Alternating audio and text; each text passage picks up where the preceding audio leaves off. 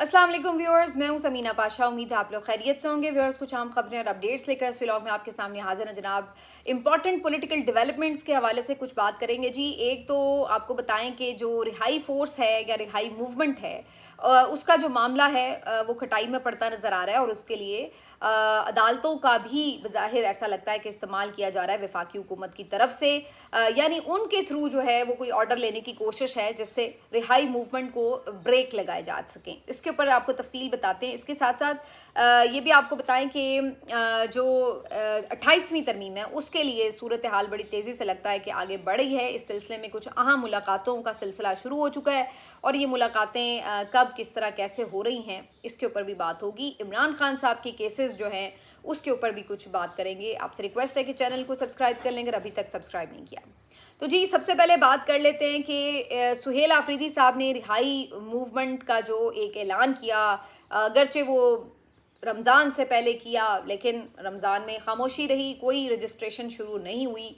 एक कंसेंसस तक नहीं बन सका। मैं ये बात भी बड़ी ज़रूरी करना चाहूँगी कि शुरू में जब उन्होंने अनाउंस किया तो उसी वक्त एक उसके अगेंस्ट भी हमें राय नज़र आना शुरू हो गई कि ये नहीं बननी चाहिए, आप तो ये सारा डेटा रजिस्टर करके लीक हो गया तो सारे लोग पकड़े जाएंगे वगैरह वगैरह। तो कुछ लोग कहने लगे कि ये जी है ही सिर्फ इसी मकसद के लिए, और कुछ लोग कहने लगे कि जी ये बेकार बात है, इससे कोई फ़र्क नहीं पड़ेगा, जिन्होंने आना है वो रजिस्ट्रेशन के बगैर भी आ जाते हैं और जिन्होंने नहीं आना वो रजिस्ट्रेशन करा के भी नहीं आएंगे। तो ये सारी एक ला हासिल जो है वो मश्क की जा रही है। तो ये उसी वक्त एक सिलसिला शुरू हो गया और फिर इस पे कानूनी पॉइंट्स भी आना शुरू हो गए कि जी एक वज़ीर आला होते हुए सूबे के आप क्या कोई ऐसी मूवमेंट को लीड कर सकते हैं, क्या ऐसी कोई फोर्स अनाउंस करके आप खुद मुश्किल में नहीं पड़ जाएंगे, क्योंकि ये तो आपके हल्फ की खिलाफ वर्जी हो जाएगी, कानूनी पेचीदगियाँ सामने आ जाएंगी वगैरह वगैरह। तो उस मसले का तो कुछ हल निकालने की कोशिश ये की गई कि उसका नाम चेंज करके फोर्स के बजाय उसको एक अमन मूवमेंट का नाम दे दिया गया, लेकिन पर्पस तो उसका वो पहले ही डिस्क्लोज कर चुके थे। लेकिन इसके बावजूद भी मैं ये समझती हूँ कि जो विद इन द पार्टी इसके ऊपर तहफ़्फ़ुज़ात थे और जो सोशल मीडिया पर भी इसके ऊपर तहफ़्फ़ुज़ात थे, वो एक राय आमा बिल्ड नहीं की जा सकी।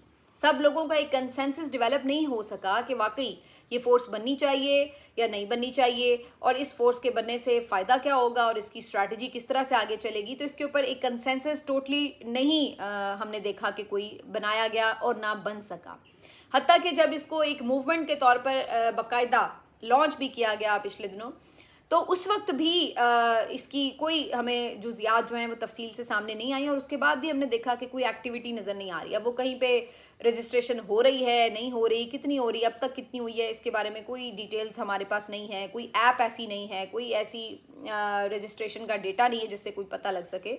तो ये बहुत सारी ऐसी चीज़ें हैं जिसके ऊपर ख़ुद इनके अपने लोग जो है वो मुतमईन नहीं हो सके थे। लेकिन बहरहाल वफाकी हुकूमत को फिर भी शायद कोई इससे टेंशन थी कि ये कोई इस तरह की चीज़ से बिला वजह प्रॉब्लम ना बन जाए। तो एक मुहिब्बे वतन शहरी जो कि अक्सर ऐसे कामों के लिए दस्तयाब होते हैं, वो चले गए वफाकी आइनी अदालत और उन्होंने जाके वहाँ पे केस कर दिया कि जनाब ये जो एक मूवमेंट या फोर्स बनाई जा रही है, सुहेल आफरीदी साहब चीफ मिनिस्टर हैं और उनकी तरफ से अनाउंसमेंट की गई है, तो ये तो एक उनके हलफ की खिलाफ वर्जी है, ये कानूनी तौर पर गलत है, तो इसको जो है रोका जाए। आइनी अदालत, अब इसके ऊपर भी बड़ी दिलचस्प बात है कि आइनी अदालत तो हमें ये बताया गया था ना हुकूमत की तरफ से कि जनाब ये एक आइन की तशरीह के लिए अदालत बनाई जा रही है, क्योंकि जी केसेस का बर्डन बहुत होता है सुप्रीम कोर्ट के ऊपर, तो हमने इसलिए एक अलग कोर्ट बना दी है कि जो आइनी तशरीही मामलात जो हैं वो उधर जाएंगे और बाकी जो इश्यूज़ होंगे वो सारे उधर सुप्रीम कोर्ट देखेगी। लेकिन अब इस मामले का कौन सा ऐसा ताल्लुक था आइन की तशरीह से कि जिसको आइनी अदालत में जाके पिटिशन को दायर किया गया और उन्होंने एक्सेप्ट भी कर लिया। और इसके अलावा भी बहुत सारे ऐसे केसेस हैं जिसके ऊपर अलग से मैं आपको प्रोवाइड कर सकती हूँ बहुत सारे ऐसे केसेस के रेफरेंसेस जो कि बज़ाहिर आइन की तशरीह से उनका कोई ताल्लुक नज़र नहीं आता, लेकिन वो आइनी अदालत में पहुँचे हुए हैं। और आइनी अदालत के जजेस जो हैं वो बड़े वाज़ेह तौर पर सुप्रीम कोर्ट के जजेस को ये डायरेक्शंस देते नज़र आते हैं या अपने फैसलों में ये कहते नज़र आ रहे होते हैं कि जैसे वो प्रायोरिटी पे हैं और बाकी जो जजेस हैं वो कोई उनके मातहत अदालत के हों। तो इस तरह की फ़ील आती है उनके फ़ैसलों से। बहरहाल जी, आज जस्टिस अमीनुद्दीन खान साहब जो कि चीफ जस्टिस हैं आइनी अदालत के, उन्होंने इस केस पे समाअत की और उन्होंने बड़ी तशवीश का इजहार किया कि जनाब हैं वज़ीर आला की सरबराही में ऐसी कोई मूवमेंट बन रही है, तो उन्होंने कहा कि ऐसी कोई फोर्स नहीं बननी चाहिए। ان کا پہلے ہی ریمارکس جو ہے وہ اس بات کی طرف اشارہ کر رہے ہیں کہ فیصلہ کیا آنا ہے.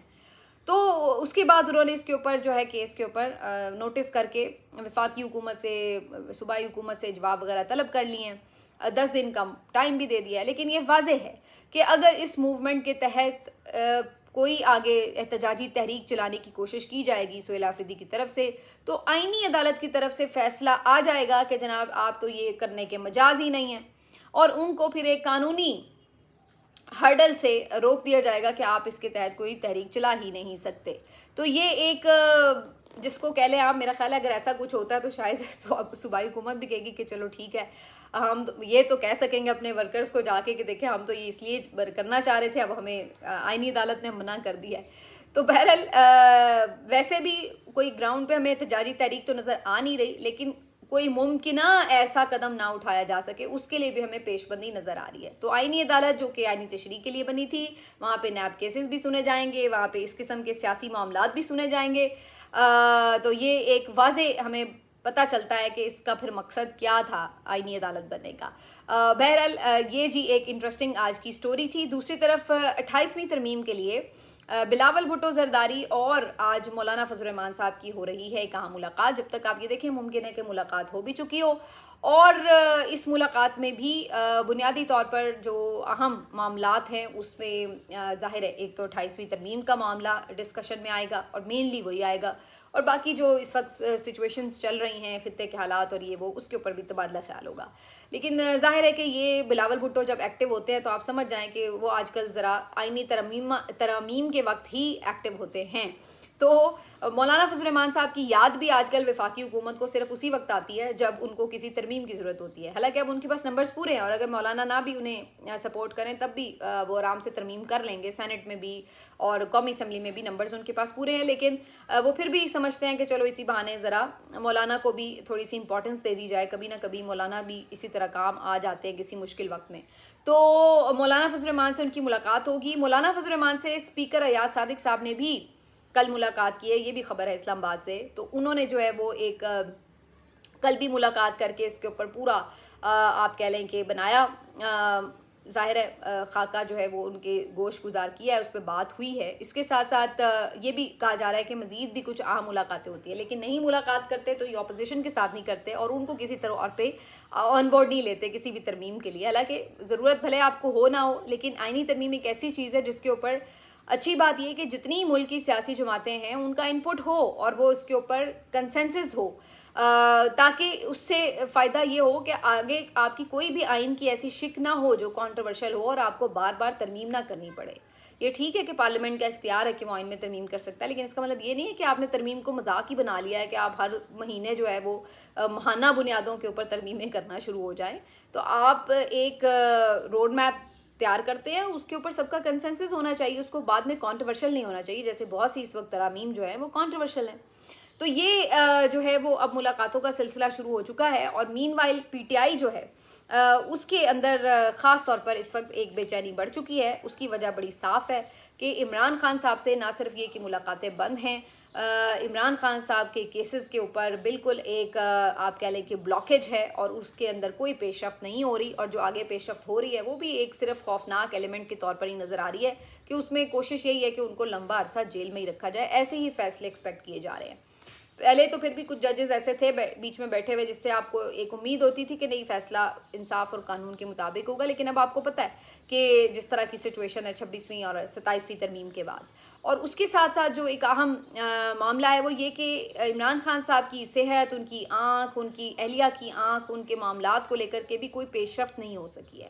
اور اب جو برڈن ہے, جو تنقید کا دائرہ ہے, وہ بڑھتے بڑھتے پی ٹی آئی یا ان کے عہدیداران ایم پی ایس سے ہوتا ہوا ظاہر ہے کہ عمران خان صاحب کے مقرر کردہ اپوزیشن لیڈرز پہ بھی آ چکا ہے. اور اب یہ سوال ان سے بھی کیے جا رہے ہیں کہ بھائی آپ کو اپوزیشن لیڈر بنایا, آپ کو عمران خان صاحب نے اختیارات بھی دیے, اتنے فیصلے کرنے کا جو تھا وہ مجاز ٹھہرایا, تو آپ نے جو ہے وہ کیا کر لیا؟ جب سے آپ لوگ آئے ہیں عمران خان صاحب سے ملاقاتیں بند ہیں, آپ نے اس کے اوپر کیا لاحمل دیا؟ بلکہ اب تو بہت سے رپورٹرز یہ خبریں دے رہے ہیں کہ ایون جہاں پہ کہیں احتجاجی تحریک چل رہی تھی یا جہاں پہ کہیں اس میں کوئی موومنٹ میں تیزی آنے کا امکان تھا, وہاں الٹا آپ نے اس کو روکنے کا باعث بنے, آپ اس کی آپ کہہ لیں کہ جو شدت تھی اس کو کم کرنے کا باعث بنے آپ. تو یہ چیزیں تو الٹا ایسا محسوس ہوتا ہے کہ کسی بھی طرح اگر اس کے پیچھے، میں یہ تو نہیں کہتی کہ ان کی کوئی بدنیتی تھی، لیکن اگر اس کے پیچھے کوئی حکمت تھی کہ جی اس سے آپ کوئی فیور لے لیں گے حکومت سے، تو وہ تو ہوتا ہوا کچھ نظر نہیں آیا. تو الٹیمیٹلی بات وہی ہے. عمران خان نے قید ہونے سے پہلے جتنی پیشن گوئیاں کی تھی نا، وہ ساری درست ثابت ہوئی. وہ آپ کو ہم کئی بار بتا چکے ہیں. انہوں نے بتایا تھا کہ ان کو سزائیں ہوں گی، ان کو بتایا تھا کہ گرفتار کیا جائے گا، انہوں نے بتایا تھا کہ پھر بھی الیکشن ان کی پارٹی جیتے گی، جو کچھ بھی ظلم و ستم ہوا، اور سب ویسے ویسے ہوتا چلا گیا. لیکن جیل کے اندر بیٹھ کے بھی عمران خان صاحب نے جو پیشن گوئیاں کی ہیں وہ بھی کتنی درست ثابت ہوئی ہیں. انہوں نے بتایا تھا کہ عدلیہ کو محکوم بنایا جائے گا، اور بنایا گیا. انہوں نے 26ویں ترمیم سے پہلے کس قدر پارٹی کے اوپر یہ پریشر ڈالا تھا، اور اس لیے آپ کو یاد ہوگا کہ اکتوبر کا احتجاج بھی رکھا گیا تھا، کیونکہ انہیں پتا تھا کہ ایک دفعہ یہ ترمیم ہو گئی تو پھر آپ بالکل عدالتوں کو بھول جائیں. اور پھر ویسا ہی ہوا.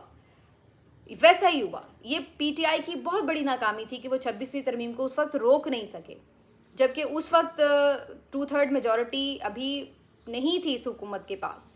لیکن اس کے باوجود بھی وہ اپنے ممبرز کو سیف نہیں کر سکے، احتجاج سے اتنا پریشر نہیں بنا سکے کہ جس کی وجہ سے وہ کوئی دباؤ محسوس کرتی حکومت اور اس ترمیم سے پیچھے ہٹتی. ترمیم ہو گئی اور اس کے بعد پھر آپ نے دیکھا سارے معاملات ہاتھوں سے نکل گئے.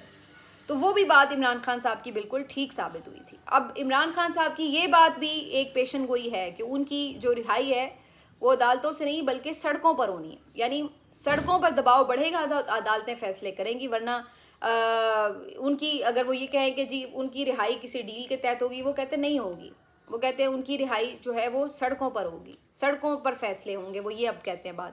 تو یہ بات جو ہے وہ لگتا ہے کہ ایسے ہی ہے، کیونکہ باقی ہمیں نہ تو مفاہمت کا کوئی امکان نظر آ رہا ہے. اور مفاہمت کیوں ہوگی؟ دیکھیے آنیسٹلی ایک بات ہے، for the sake of argument آپ خود سوچیے کہ اگر آپ حکومت کی جگہ پر ہیں اور آپ کو کوئی پرابلم نہیں دینے میں کامیاب ہوئی اپوزیشن، کوئی پریشر نہیں ہے اس کے اوپر، باہر کے معاملات ٹھیک ہیں، عوام سوئے پڑے ہیں، جو بھی چیزیں ہیں جس طرح مرضی آپ سخت فیصلے کرتے ہیں، کوئی کسی کو فرق نہیں پڑتا، تو وہ ایز حکومت آپ کو کیا ضرورت ہے کہ آپ جا کے ایویں بلا وجہ اپنے لیے ایک تالا کھول کر اور کہیں کہ جی ٹھیک ہے ہمارے لیے کوئی مشکل کریٹ کرو. کوئی پاگل ہی ہوگا نا وہ کرے گا. تو انہیں کیا ضرورت پڑی کہ ان سے مذاکرات کریں اور ان کے لیے کوئی راستہ نکالیں؟ انہیں کوئی ضرورت نہیں پڑی ہوئی. یہ ضرورت آپ نے خود کریٹ کرنی ہے، اور وہ اس وقت کریٹ ہوتی ہے جب اپوزیشن جو ہے وہ کوئی ایسی سیاست کرتی ہے کہ جس کی وجہ سے اس کی ضرورت محسوس ہو. تو اس وقت تو کمفرٹیبل پوزیشن میں حکومت، انہیں کیا ضرورت پڑی کہ وہ جا کے اپوزیشن کے ساتھ مذاکرات کریں اور پھر ان کو کوئی تگڑا کریں کہ وہ ان کے لیے آگے کوئی پرابلم بنے. تو یہ اب چیز واضح نظر آتی ہے، انہیں کوئی ضرورت ہے نہیں، مفاہمت ڈیل ہونی نہیں. اس وقت عمران خان صاحب کو کوئی ڈیل بھی آفر نہیں کی جا رہی. اس وقت عمران خان صاحب یا ان کی پارٹی سے کوئی مذاکرات بھی نہیں چل رہے ہیں.